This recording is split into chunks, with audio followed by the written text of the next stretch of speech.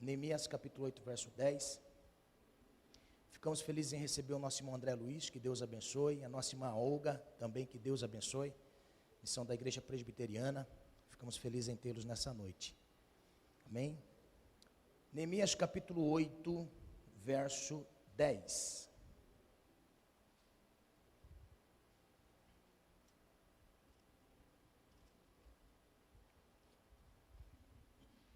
A última parte do verso 10.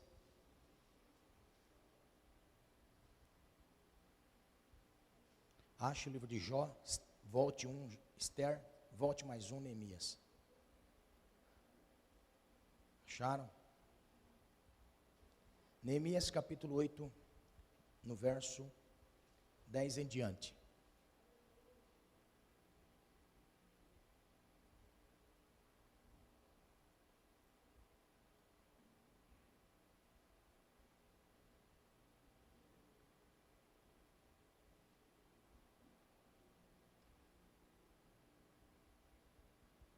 Os irmãos acharam? O final do verso 10 diz assim: porque a alegria do Senhor é a vossa força. Amém? A alegria do Senhor é a vossa força. Amém? Nessa noite eu quero ministrar uma palavra sobre a tristeza humana e a alegria do Senhor. Amém? A tristeza humana e a alegria do Senhor. Eu sei que nessa noite nós estamos reunidos no momento de alegria, porque a ceia do Senhor proporciona a certeza e a convicção da nossa ressurreição. Todas as vezes que você participar da ceia do Senhor, você está diante de um memorial, aquilo que nós trazemos à memória do que vai acontecer com os nossos corpos após a vinda do Senhor para a ressurreição dos mortos. Então, a ressurreição de Jesus é a prova máxima da nossa fé. Se Cristo não houvesse ressuscitado, em vão teria sido a nossa fé. Estar diante da ceia do Senhor, estar diante da mesa do Senhor, é a prova daquilo que nós um dia passaremos também, a ressurreição dos mortos. Por isso, nós estamos alegres, porque a fé cristã é a certeza da vida eterna em Jesus Cristo. A ressurreição de Jesus é a prova máxima da nossa fé. A alegria que nós temos em participar da ceia do Senhor, ela é proporcionada por uma convicção da nossa fé. Amém? Então, estar celebrando ao Senhor no culto de ceia é uma alegria dentro de nós e uma convicção dentro de nós de que a vida em Cristo é real. Amém? Então, eu quero que você grave na sua mente a tristeza humana e a alegria do Senhor. Amém? Quero ministrar essa palavra nessa noite. Pode sentar, irmão, por favor. Nós fizemos menção de um texto que vem para nós de uma forma sucinta, ela vem para nós de uma forma explicativa, de que todo medo humano, advindo de uma tristeza, de um confronto, ela precisa ser confrontada com a obediência ao Senhor, porque na obediência ao Senhor nós temos alegria. Por que desse tema, pastor, nessa noite, onde nós estamos diante da ceia? Por que esse tema? Porque é necessário esta comparação, a tristeza humana com a alegria do Senhor, porque a tristeza é um dos sentimentos mais corriqueiro da nossa vida. A tristeza é um sentimento em que nós estamos em todo instante, em todo momento sendo alvejado por um sentimento que nos coloca para baixo, que nos deixa down, que nos deixa triste. E todo sentimento de tristeza é advindo de um sistema do qual nós entendemos que o mundo jaz no maligno.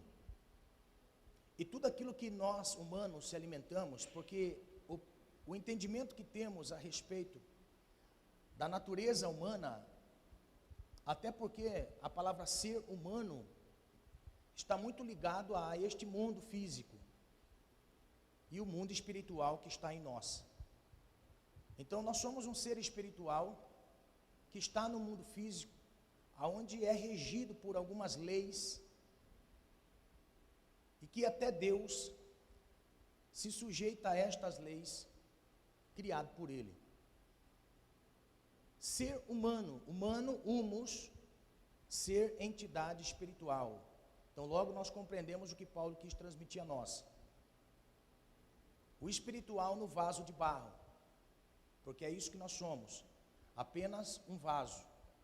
E este vaso, ele se alimenta de tudo que é deste nível humano. E tudo que é neste nível humano hoje segue algumas leis. A lei que impera neste mundo físico é a lei do mal, porque a lei do mal, na realidade, o mal não existe. O mal não existe. O que existe é a ausência do bem. O que existe é a ausência do bem. Então, o que impera neste nível social é o mal, que é a ausência de Deus. E as consequências da ausência de Deus, nós podemos ver nas escritas de Gênesis, que diz: depois que o homem peca, abrolhos e espinhos entram na terra. O símbolo de abrolhos e espinhos, até porque você pode ter em mente que espinho é aquilo que ocasiona dor. Então, lembra quando você foi no pé de limão, foi pegar um limão e um espinho? Lembra quando você foi pegar uma fruta que tinha um espinho? Lembra quando você foi espetado com espinho, andando descalço no meio do pasto? Então, o espinho é o símbolo de dor. Abrolhos e espinhos é o sinônimo da dor. Então, quando nós olhamos para este nível de vida de que nós somos o vaso de barro de Deus que está neste nível de vida, agora nós passamos a viver com dor e sofrimento, que gera uma tristeza em nós. Então, a genética humana, ela passou em uma mutação muito grande, porque tudo aquilo que fazia sentido na criação, tudo aquilo que tinha sentido na criação, o prazer que tinha na criação, nós podemos ver quando Deus disse ao homem, depois de todas as coisas criadas, Deus disse assim: olha, você vai dominar sobre todas as coisas, ou seja, todas as coisas vão se sujeitar a você. Então, neste nível na criação, todas as coisas se sujeitavam ao homem, sujeitavam a autoridade que estava delegada ao homem. Eu gosto muito desta palavra autoridade. A autoridade, ela mostra para nós que alguém exerce influência sobre alguma coisa. E nesta autoridade, nós podemos ver que o símbolo da autoridade no Éden era a própria pessoa, porque Deus havia delegado esta autoridade. Então todas as coisas se sujeitavam neste nível social. O homem peca, a dor e o sofrimento, advindo da separação de Deus, até porque a separação de Deus, quando o homem se separa de Deus, o homem perde a autoridade. Em vez de ser dominador, ele passa a ser dominado. Então, todas as coisas nesse nível, tinha o homem autoridade, domínio.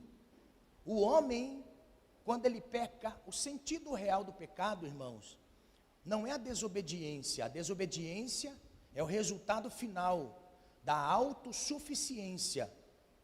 Por quê? Porque o homem, na sua autossuficiência, queria ele dominar, mas sem Deus. Aí que origina-se o pecado. Então o homem não consegue viver sem Deus. Então há um desconexo do mundo espiritual para o físico. Agora o homem, em vez de ser dominador, ele passa a ser dominado.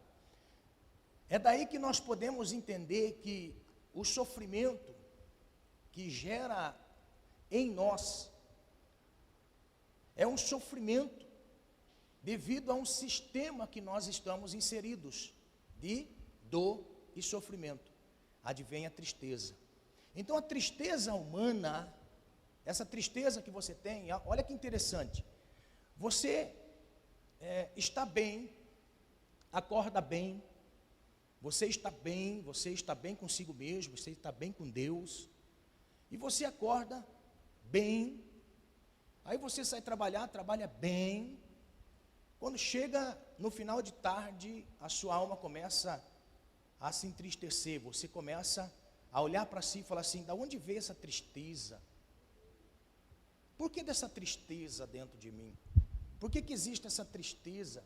Tudo está bem, família está bem, estamos com dinheiro, estamos bem com Deus, estamos bem. A natureza humana por si só, ela desconexa deste mundo de Deus, real de Deus, está neste nível social, está sujeita a se entristecer. Você ouviu nesta noite o Salmo 22. O Salmo 22 é a expressão do Cristo na cruz, a expressão do Cristo no sofrimento. Deus meu, por que me desamparaste? É escrita de Davi. Davi estava escrevendo o Salmo 22, mas Davi estava olhando para si, estava triste, e pela tristeza de Davi, ele escreve o Salmo de lamento, de tristeza, sendo ele rei. Então eu abro um parênteses aqui, irmão, não é a riqueza que nos dá alegria.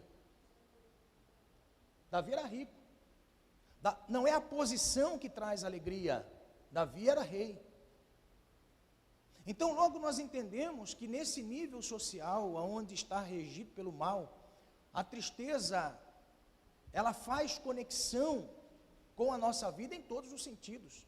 Qualquer um de nós pode estar triste, pode ter uma notícia triste, ver um fato triste, ouvir algo triste, e a tristeza faz com que nós venhamos a demonstrar quem nós somos.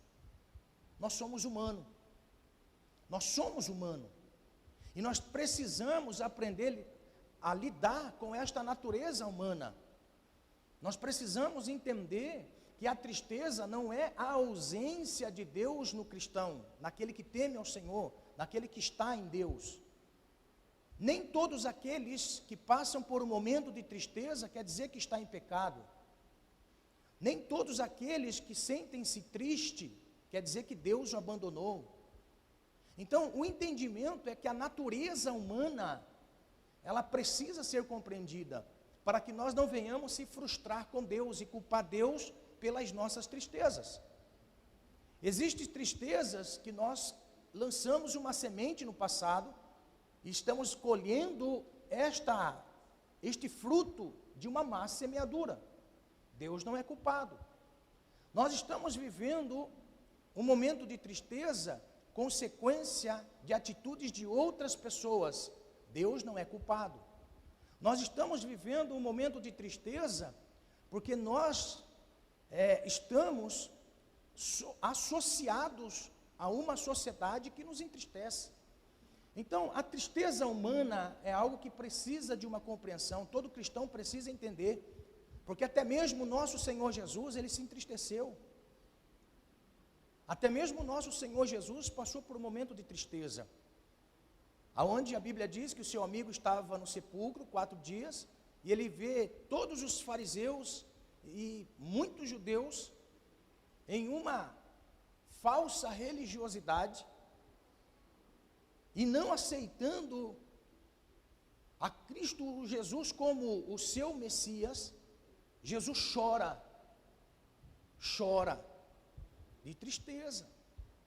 Então tristeza é algo que nós precisamos aprender a lidar, não podemos ser dominados por ela, porque a tristeza pode nos distanciar do Senhor, a tristeza pode nos levar a um distanciamento no Senhor. E diga-se de passagem, nós estamos vivendo um tempo onde o mundo está triste, e aonde a influência da tristeza do mundo, que é advinda do medo, da autossuficiência, e este medo está tomando conta de muitas pessoas que professam a fé em Cristo, de forma a nos frustrarmos com Deus e abandonarmos a nossa fé. Então, por isso, nessa noite, o Senhor me motiva a trazer esta palavra, a tristeza humana e a alegria do Senhor. A tristeza humana é a alegria do Senhor.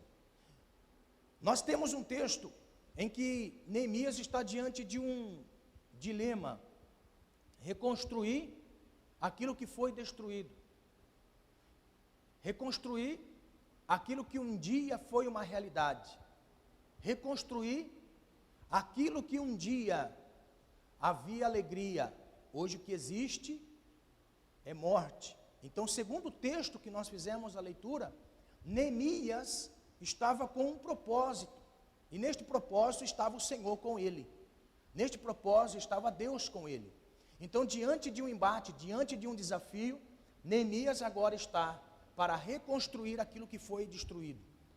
Então, nós precisamos entender que todo momento de reconstrução, todo momento que nós passamos na vida de percas, ocasiona em nós tristezas, advinda da vida que vivemos nesse nível em que abrolhos e espinhos estão na terra, trazendo dor e sofrimento. E nós precisamos entender, como Neemias entendeu, diante do embate, diante daquilo que era mais complexo, que era a reconstrução de Jerusalém. Nós também muitas vezes nos deparamos com tristezas, mas nós precisamos de ter a iniciativa para reconstruir aquilo que foi destruído. Nós precisamos de iniciativa, e a melhor iniciativa é estar no Senhor, porque a alegria do Senhor proporciona em nós uma força que nós não temos. Aleluia! A alegria do Senhor proporciona em nós aquilo que nós não conseguimos fazer. A alegria do Senhor proporciona em nós aquilo que nós sabemos que não é capacidade humana, porque na capacidade humana somente tristeza advinda do medo e do fracasso, mas a alegria do Senhor é uma força, é uma mola propulsora que nos faz alavancar para frente, que nos alavanca para frente. A alegria do Senhor em nós nos faz ver aquilo que nós não conseguimos ver e fazer. Então, a Bíblia mostra para nós que alguns fatores nos faz perder a alegria. Algumas coisas nos faz perder a alegria. Dentre estas coisas que nos faz perder a alegria é a falta de perdão. A falta de perdão é algo que nos puxa para baixo, que nos leva para o fundo. Você está indo bem no mar da vida. Você está indo bem no mar da vida.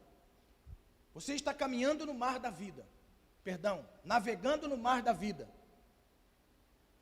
A boia ou o bote, o barco, está indo. Quando nós nos deparamos com a falta do perdão, é como se nós fôssemos sugados para baixo. E nós começamos a naufragar na fé. Porque existe um princípio muito importante que nós não podemos nos esquecer. A falta de perdão é uma moeda de dois lados. O perdão é algo muito interessante e muito importante nós observarmos isso. Por quê? Porque é uma moeda de dois lados. Do mesmo sentido que eu tenho uma moeda de dois lados, está gravado, impresso nesta moeda a minha figura e a sua figura. Todos nós precisamos compreender que diante de nós tem um grande desafio e que vai muito além das nossas forças, que é saber perdoar. E a falta do perdão está colocando muitos cristãos para baixo nesses dias. Nós podemos ver que a maioria dos nossos louvores é uma vitória em cima de alguém. Observe para você ver, muitas vezes em canções, a minha vitória só é possível se eu estiver ferindo alguém, sem perceber. Quem te viu na prova e não te ajudou, quando te vê na bênção, vão se arrepender. Como se a minha vitória fosse um troféu diante daqueles que me perseguiram, caluniaram, machucaram. Então, nestes dias que nós vivemos, a falta de perdão é algo que toca o mundo espiritual. Neste nível aqui, nós podemos ver, observe comigo, neste nível aqui é um nível aonde Nós podemos tocar o espiritual, porque a palavra de Deus, irmãos, olha só que interessante, esta Bíblia que você carrega, ela não contém a palavra de Deus, ela é a palavra de Deus. Agora olha só, pega isso, Deus é o quê? Deus é Espírito. Como que nós temos acesso a uma palavra que toca o mundo espiritual? É quando nós assim a observamos e transformamos o ambiente em que nós vivemos. É quando eu passo a governar o ambiente que eu estou vivendo. Então olha o que Jesus diz em Mateus capítulo 6, verso 14. Mateus capítulo 6, verso 14. A Bíblia vai dizer assim: porque se perdoardes aos homens as suas ofensas, também vosso Pai Celeste vos perdoará. Se porém não perdoardes aos homens as suas ofensas, tampouco vosso Pai vos perdoará as vossas ofensas. E o que na realidade está diante de Deus, o que está diante do Senhor é a sua palavra. Nós estamos caminhando bem na alegria, quando nós lembramos da pessoa, é como se essa pessoa nos sugasse para baixo. Neemias nos dá um exemplo muito importante disso. Neemias tinha um propósito de reconstruir. O único objetivo de Neemias era reconstruir. E o propósito de Neemias era trazer edificação a um propósito estabelecido por Deus. Mas o que os inimigos de Neemias queriam? Os inimigos de Neemias queriam trazê-lo para baixo. Colocaram no nível mais abaixo. Neemias sabia que o nível que Deus havia colocado ele era de reconstrução. Neemias estava no andaime, no símbolo, olha só, no símbolo, quem vive disposto a perdoar e a esquecer, sempre está no nível mais acima. Sanbalat e Tobias dizem assim: Neemias, desce aqui porque precisamos conversar com você. Neemias disse assim: não, meu filho, nós não podemos descer até aí, porque estamos realizando uma grande obra. Aleluia, está entendendo? Então, a falta de perdão, como Jesus disse, como eu preciso do perdão, eu passo a perdoar. Tem pessoas que dizem assim: pastor, eu perdoo, mas não esqueço. Eu perdoo, olha que interessante, eu perdoo, mas não esqueço. Agora olha só, já pensou naquele grande dia, onde você vai chegar diante de Deus? Aqui está Cristo, a obra nas mãos, ó, eu te perdoo, meu filho, mas eu não esqueci da sua vida velha. Você está entendendo? Em nome do Senhor Jesus, o que proporciona tristeza no coração de uma pessoa? Falta de perdão. Libera essa pessoa em nome do Senhor Jesus. Seja inteligente.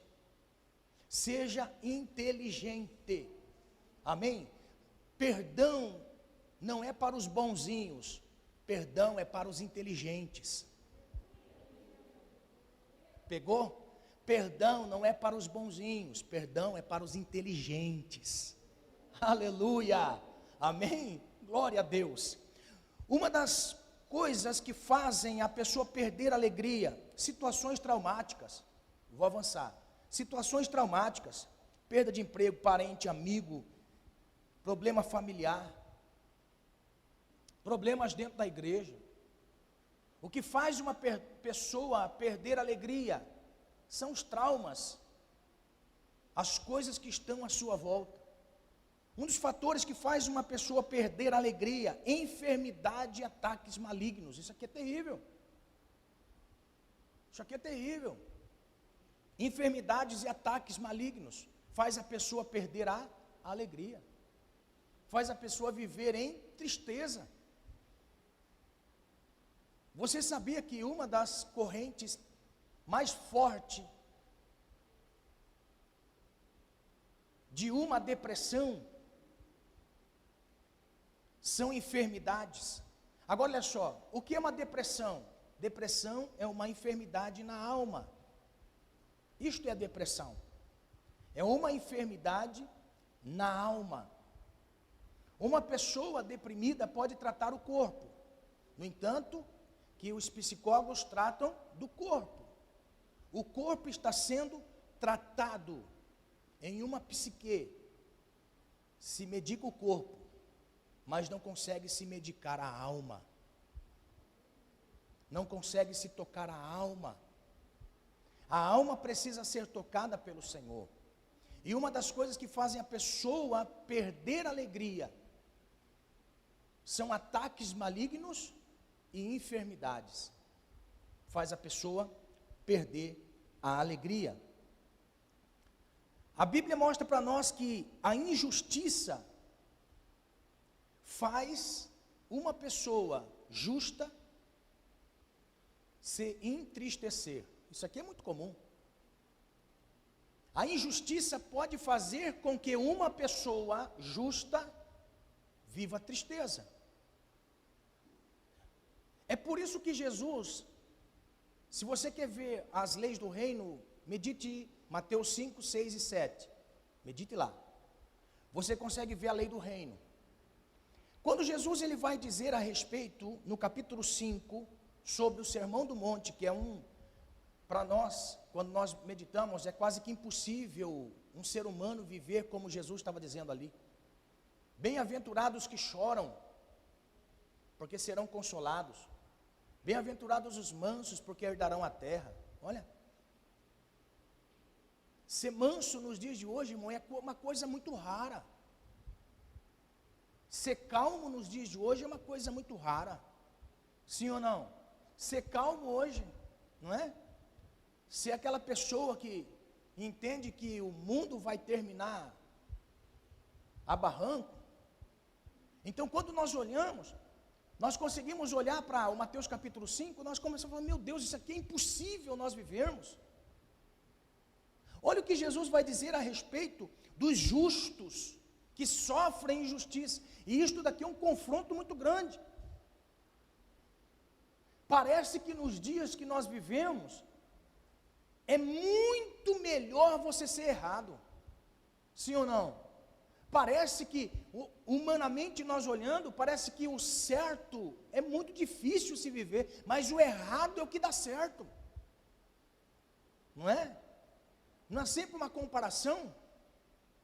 Entre a família é sempre uma comparação. Eu devia ser alguém que não prestasse, eu devia ser alguém que não trabalhasse, eu devia ser alguém ruim, devia ser alguém isso, aquilo, porque só quem não presta dá certo. Aí vem Jesus mostrando para nós na lei do reino que bem-aventurado,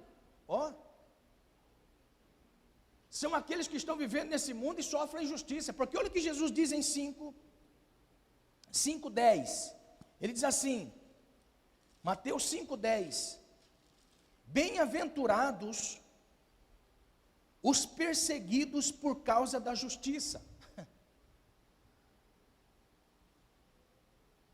Ou seja, não são tristes,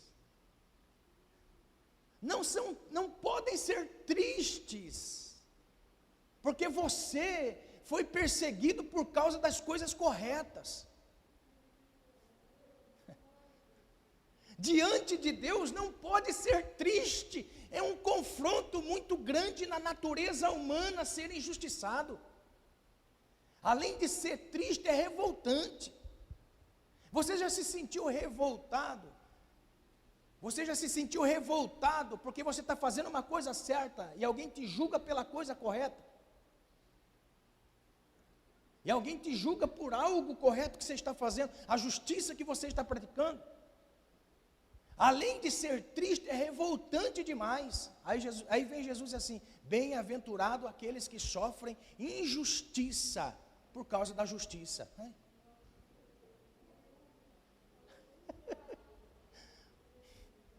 Por que Jesus está dizendo isso? Por que Jesus está dizendo? Porque há uma alegria muito grande dentro de uma pessoa que consegue enxergar, que praticou a justiça e incomodou os injustos. Porque Deus assim é justo e recompensará a sua obra de justiça. A natureza humana é a natureza mais enganosa que tem no pecado, nesse nível social, é a natureza onde mais nos engana. Felizes são os errados, não, felizes são os certos, e que por ser certos sofrem a injustiça, porque dentro desta pessoa há um testemunho do Espírito. Preste bem atenção no que eu vou dizer. Você já fez alguma coisa errada, e pela sua coisa errada, dentro de você sentiu tristeza? Sim ou não? Quando você estava diante de um embate, você optou por fazer a coisa errada. O que aconteceu? Tristeza. Agora você já optou dentro de você fazer a coisa certa, no momento daquela prova, o que você sente dentro de você? Alegria, parabéns, você tem o Espírito Santo. Você sentiu alegria quando você, diante de algo que você sabia, que você tinha o direito de ser rude, injusto, agressivo, imprudente, você tinha o direito, mas você optou. O que aconteceu com você, dentro de você? Alegria. E quem deu essa alegria? O Senhor. É o testemunho do Cristo em nós. Aleluia, aleluia. A alegria do Senhor é a nossa força. A natureza humana, ela está sujeita à decadência humana, mas nós que temos o Espírito Santo, é uma prova, irmão, é uma prova. Observe para você ver se não é uma prova diária. Quando nós olhamos para a Bíblia, nós conseguimos encontrar uma vida que nós não temos dentro de nós como testemunho. Nós temos um testemunho do Espírito, e por viver o testemunho do Espírito, a nossa natureza humana se degladia. Quando nós nos rendemos ao Espírito, irmãos, eu não sei você, mas quando você começa a observar os testemunhos das pessoas da Bíblia, você consegue ver e entender o seu intelecto pelas suas palavras. Olha só, quem foi na Bíblia que mais falou sobre a luta do Espírito e da carne? Quem foi que falou sobre mais a luta do Espírito com a carne? Paulo. Paulo foi o homem que mais falou sobre uma luta desigual que está em nós. A minha carne e o meu espírito. Os meus desejos, as minhas vontades e a vontade de Deus que está em nós. Existe uma vontade do Senhor, é por isso que a alegria do Senhor é a nossa força. Então, o apóstolo Paulo, nós podemos ver pela sua escrita, ou pelo testemunho, de que ele era um homem que confrontava as pessoas e tinha até autoridade para mandar matar. Estevão foi morto, olha só, Estevão foi morto porque Estevão deu testemunho diante de Paulo, no templo, que Paulo não conseguiu rebatê-lo na palavra. E o que fez Paulo? Quando matam Estevão, pegam a roupa de Estevão e colocam nos seus pés. Agora, por que isso está narrado na Bíblia, de um judeu, fariseu, receber nos seus pés a roupa de um homem, sendo que na Bíblia não mostra para nós que os cristãos eram mortos e as suas roupas eram levadas a Paulo, mas somente Estevão. Você está entendendo? Agora olha só, Paulo era alguém que tinha uma natureza humana e que precisava do Espírito para confronto, e todos nós precisamos. Irmãos, todos nós precisamos ser confrontados pelo Espírito, todos nós. Todos nós precisamos ser confrontados. A natureza humana precisa ser confrontada com o Espírito Santo, ou o Espírito Santo precisa nos confrontar diariamente. O apóstolo Paulo vai escrever uma carta aos irmãos da Galácia do Sul, conhecido como Gálatas, e vai narrar para eles a luta entre a carne e o espírito. A natureza humana que proporciona em nós tristeza, fracasso, medo, derrota, e a alegria do Senhor, que é a nossa força.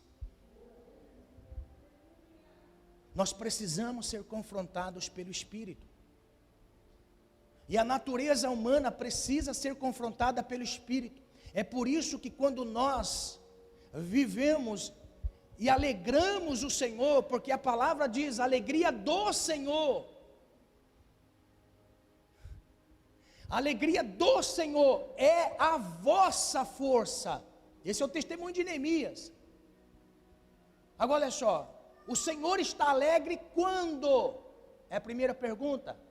Quando o Senhor está alegre comigo?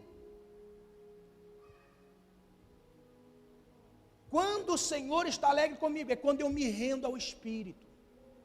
É quando eu me sujeito à sua autoridade. É quando eu me sujeito à sua vontade. É quando eu me sujeito ao seu querer. É quando eu me sujeito ao senhorio do Senhor. Aí nós temos a alegria do Senhor em nós. Nós precisamos que o Espírito Santo nos confronte, porque através do confronto do Espírito, Ele vai moldando a cada um de nós. Aleluia, aleluia.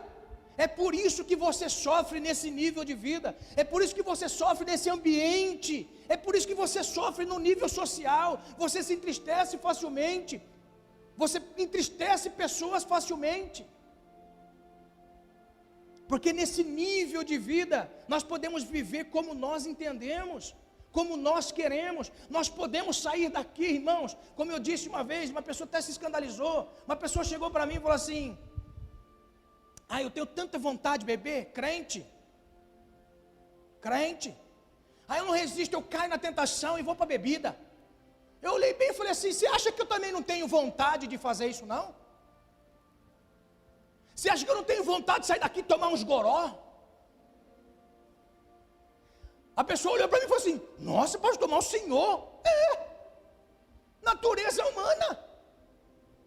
A natureza humana me puxa para baixo. A natureza humana me faz estabelecer o reino aqui. A minha natureza humana me faz querer viver somente neste nível aqui. E nesse nível daqui eu posso todas as coisas.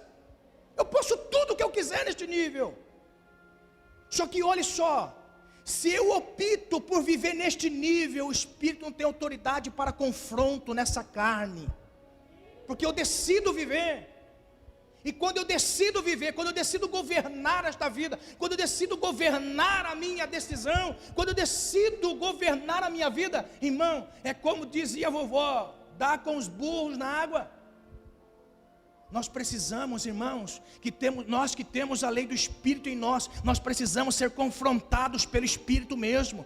Nós precisamos que o Espírito nos confronte. Por quê? Porque quando o Espírito Santo de Deus nos confronta, Ele quer que nós venhamos fazer a vontade daquele que nos enviou, daquele que nos chamou, daqueles que nos designou, daquele que nos separou para a vida eterna no Senhor. A disciplina do Espírito em nós ocasiona em nós a vida, e a vida gera força. Aleluia! A vida gera força em nós. A mola propulsora da força de Deus em nós é a vida dele em nós. Nós precisamos da vida do Senhor, e para ter a vida do Senhor eu tenho que morrer para a minha vida, como disseram nessa noite já aqui. Aleluia! Seja confrontado pelo Senhor a cada dia, e a cada dia se renda ao Senhor. Irmão, eu posso dizer para você, não é fácil, mas também não é impossível. Quem você alimenta dentro de você é o que vai vencer. Quem você alimenta. Agora olha só que interessante, quem é que você alimenta? Irmãos, a natureza humana, ela só é alimentada pelas coisas que nós vemos. A natureza humana, ela só é alimentada pelas coisas que nós vemos, pelas coisas que nós ouvimos, pelas coisas que nós falamos. Esta vida é movida nisso. Agora, aqueles que confiam no Senhor, renovarão as suas forças. Aleluia! Aleluia! Aqueles que confiam no Senhor renovarão as suas forças. E Deus trouxe essa palavra nessa noite porque sabe que tem pessoas que precisam da força dEle para continuar existindo. Precisa da força dEle para continuar percorrendo o caminho desta vida. Aleluia! Aleluia! Oh, Espírito Santo, se renda ao Espírito. Se renda ao Espírito Santo. Este que te confronta, se renda a Ele. Os fatores que nos levam a perder a alegria, uma vida de pecado, afastamento de Deus, se renda ao Espírito. Aleluia. Consequências da tristeza: perca de alegria, perca da paz, perca da motivação para a vida. Você já viu uma pessoa triste avançar na vida? Você já viu uma pessoa triste avançar na vida? Mas você vê uma pessoa triste definhar na vida. Uma pessoa triste regredir na vida. Nós podemos ver pessoas de posições tristes retroceder na vida. Porque a tristeza, irmão, a tristeza é muito covarde. Sabia? Quando tem-se o sintoma da tristeza, a tristeza é covarde, ela não anda sozinha. A tristeza sempre vem acompanhada daquilo que pode prender a natureza humana. Você pode observar, a tristeza acompanha os vícios, ou os vícios acompanham a tristeza. Uma pessoa fuma por quê? Porque se sentiu triste. Tem pessoas que não são viciados, mas porque se ela percebe que está só, fuma. Outros vão para as drogas, outros para a bebida, outros vão afogar a amargura em outros colos. Porque a tristeza é covarde, ela não anda sozinha. A tristeza vem acompanhada daquilo que nos faz ficar preso a este mundo. Perdeu a motivação da vida. Vamos fazer tal coisa? Não, estou triste. Não, estou triste. Vamos na avó, estou triste. A tristeza, ela é covarde. Perca da saúde. Pessoas tristes estão propensas a perder a saúde. Olha só. Porque a tristeza, ela vem com a ansiedade de mudar o quadro. Uma pessoa triste quer mudar o quadro, mas quer mudar o quadro com as suas forças. Aí vem a ansiedade atrelada à tristeza, quer remover aquilo, quer fazer do seu jeito. Aí quando não consegue, começa a adoecer.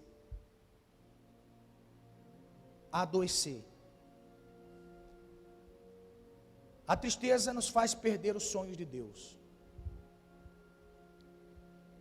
O estágio final é perder os sonhos do Senhor para a sua vida.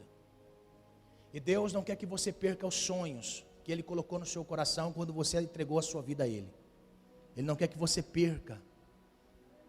Ele não quer que você perca. Por isso que nós estamos celebrando ao Senhor nesse culto de Santa Ceia. Porque Ele sabe que nós somos tão limitados e humanos que somos, propensos a errar, de forma a deixar os seus caminhos. E por deixar os seus caminhos, sofremos consequências de uma tristeza inconsolável. Nós precisamos da alegria do Senhor.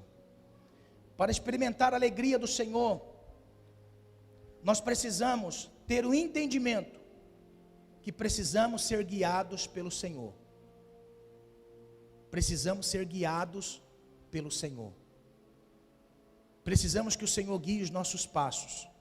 A Bíblia vai dizer para nós, Isaías 55, 12: saireis com alegria e em paz serei guiados.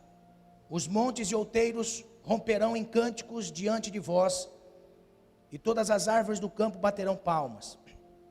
Nós precisamos ser guiados pelo Senhor, guiados pela sua vontade, guiados pelo seu propósito.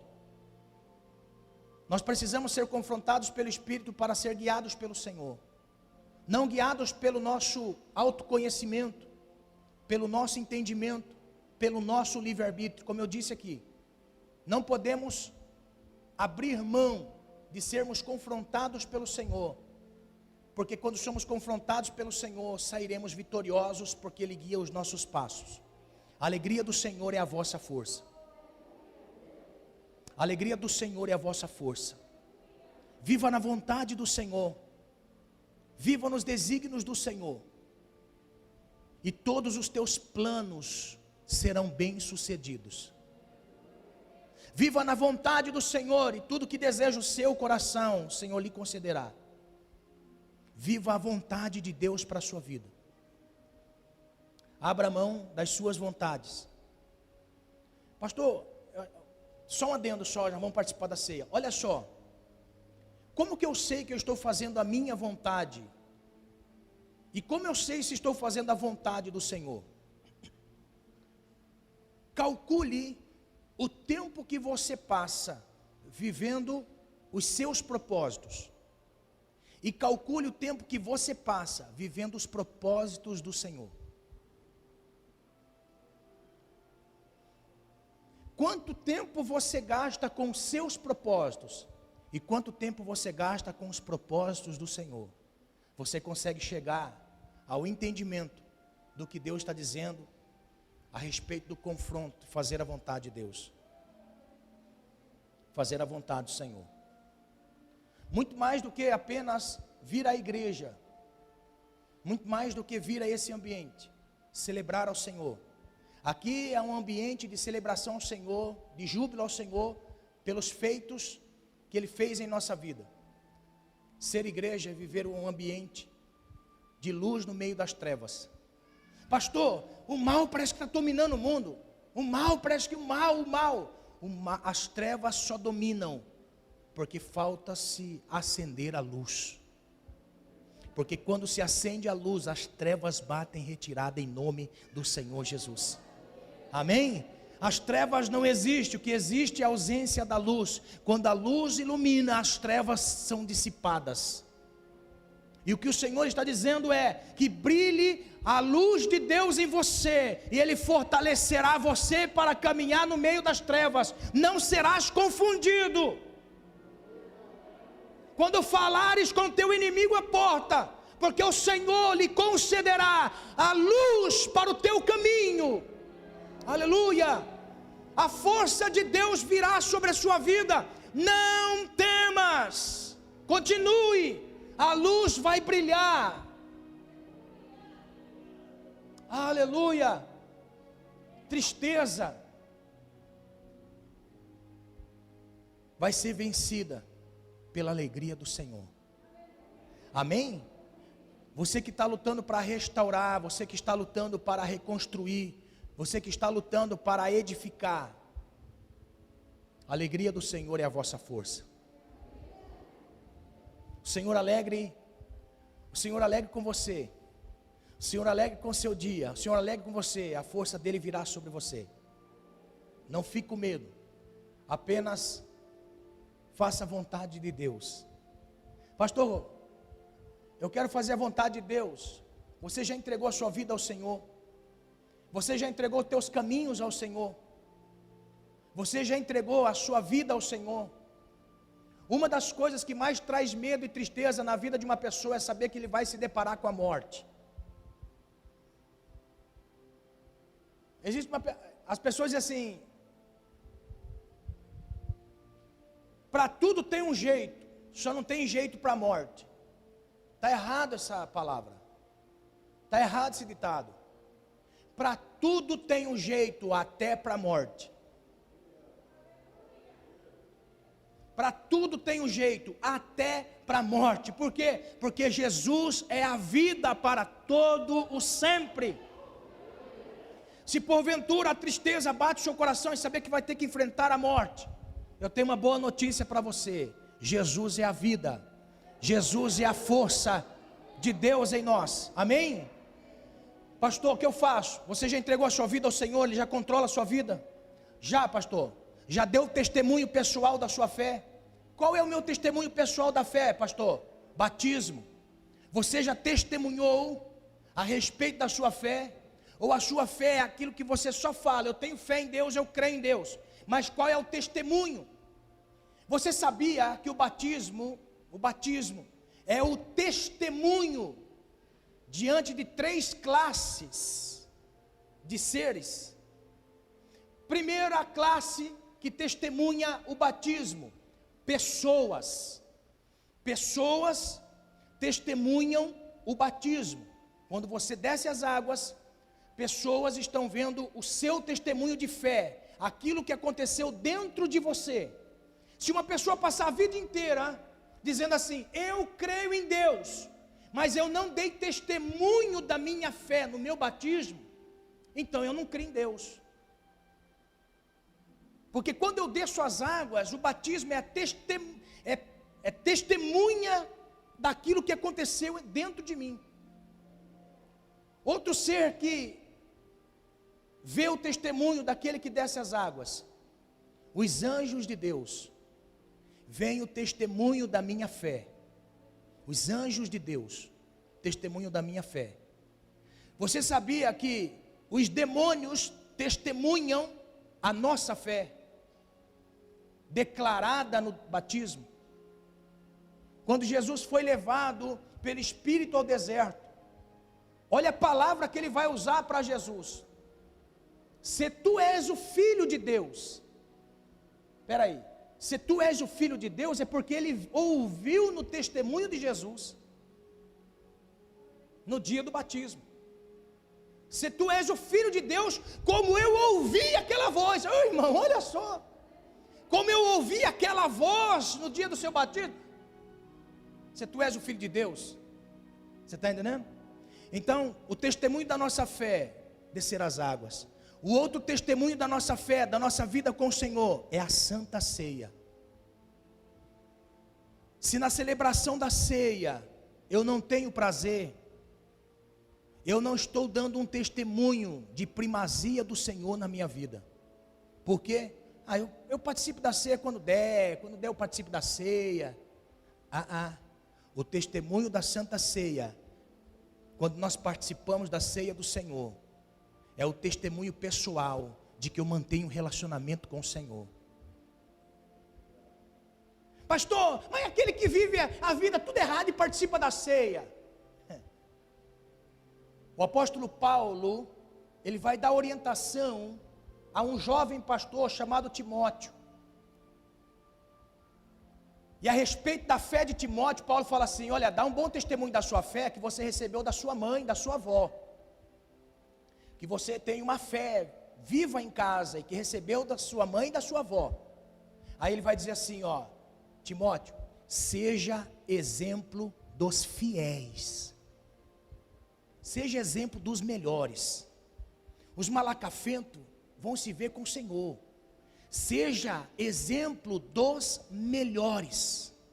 Aleluia, amém? Se alguém vive uma vida desordenada na fé, deixa ele. Seja exemplo daquele que serve ao Senhor com ímpeto, com força, com alegria, com coragem, com destemor do Senhor. Aleluia, amém?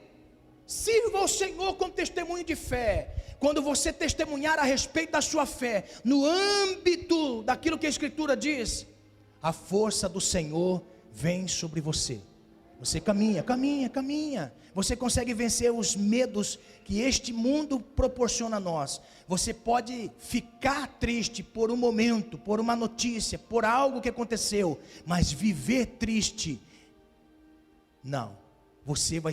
A tristeza vai ser vencida pela alegria do Senhor.